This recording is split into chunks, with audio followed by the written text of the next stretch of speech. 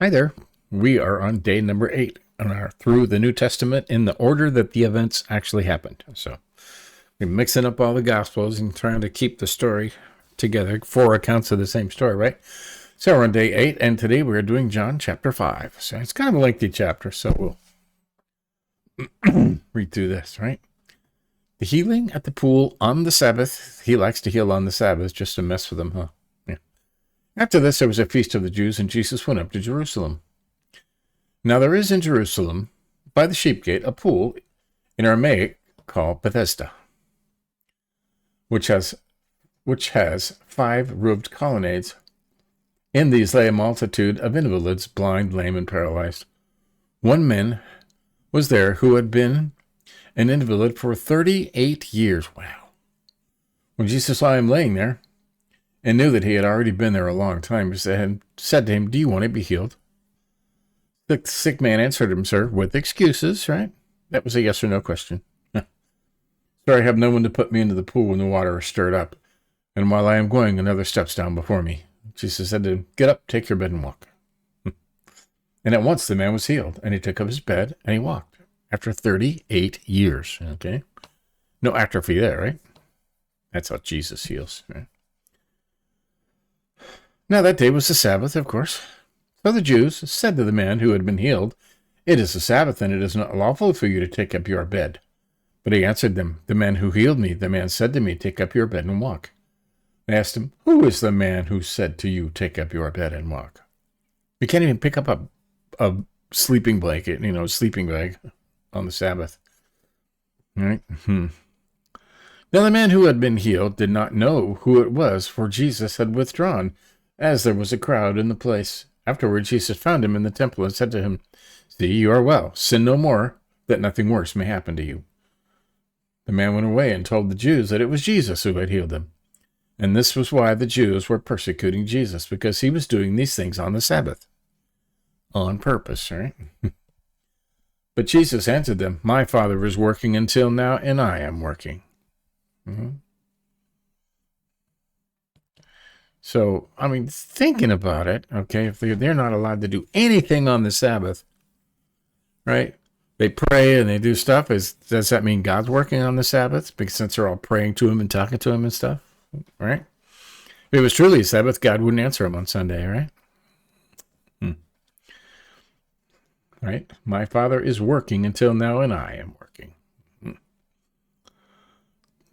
This is why the Jews are seeking all the more to kill him, because not only was he breaking the Sabbath, but he was even calling God his own Father, making himself equal with God. Well, he is. So, the authority of the Son. Jesus said to them, "Truly, truly." Right? Again, that means very, very, the most important thing you can say on earth, right? Truly, truly. "I say to you, the Son can do nothing of his own accord, but only what he sees the Father doing. For whatever the Father does, the Son does likewise. For if the Father loves the Son, it shows him all that he himself is doing, and greater works than these will he show him, so that you may marvel. For as the Father raises the dead and gives him life, also the Son gives life to whom he will. For the Father judges no one, but has given all judgment to the Son." Get that? "That all may honor the Son, just as they honor the Father." Honor the Son just as they honor the Father, right? You should honor Jesus as God. "Whoever does not honor the Son does not honor the Father who sent him. Truly, truly," again, the most important, "I say to you, whoever hears my word and believes him who sent me has eternal life. He does not come into judgment, but has passed from death to life." Right? "Truly, truly," again, "I say to you, an hour is coming and is now here, when the dead will hear the voice of the Son of God, and those who hear will live. For as the Father has life in himself, so he has granted the Son also to have life in himself. And he has given him authority to execute judgment, because he is the Son of Man. Do not marvel at this, for an hour is coming when all who are in the tombs will hear his voice and come out, those who have done good to the resurrection life, and those who have done evil to the resurrection of judgment." Right. It says the evil will be judged. "I can do nothing on my own. As I hear, I judge, and my judgment is just, because I seek not my own will, but the will of him who sent me." If I alone bear witness about myself, my testimony is not true. There is another who bears witness about me, and I know that the testimony that he bears about me is true. You sent John, and he has borne witness to the truth. Not that the testimony that I receive is from man, but I say these things so that you may be saved. He was a burning and shining lamp, and you were willing to rejoice for a while in his light. The testimony that I have is greater than that of John, for the works that the Father has given me to accomplish are the very works that I am doing. Bear witness about me that the Father has sent me, and the Father who sent me has himself borne witness about me. His voice you have never heard, his form you have never seen, and you do not have his word abiding in you, for you do not believe the one whom he has sent. You search the scriptures because you think that in them you have eternal life, and it is they that bear witness about me. Yeah, the scriptures bear witness about Jesus. They do. Yet you refuse to come to me that you may have life.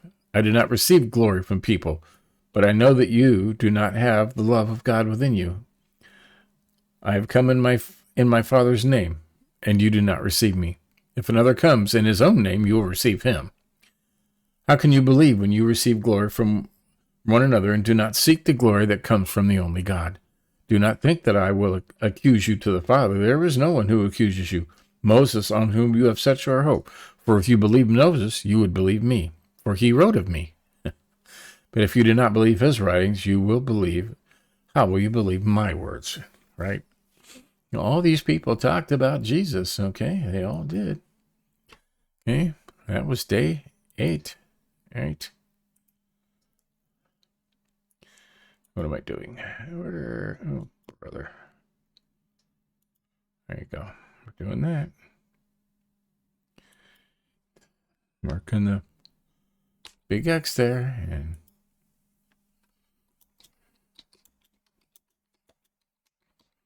it's going to put J heels manic pull. There we know. See? Tomorrow there's a bunch of reading, so but today was just one chapter, so keeping the story in line where it belongs, right? So there you go. That's day 8. Give us a like if you think about it. Catch up on any of the ones you may have missed. We're still in the early stages here. And these are usually around, under 15 minutes. I try for under 15 minutes. So sometimes shorter, sometimes longer. But there you go. Tomorrow we'll do it again. See you next time.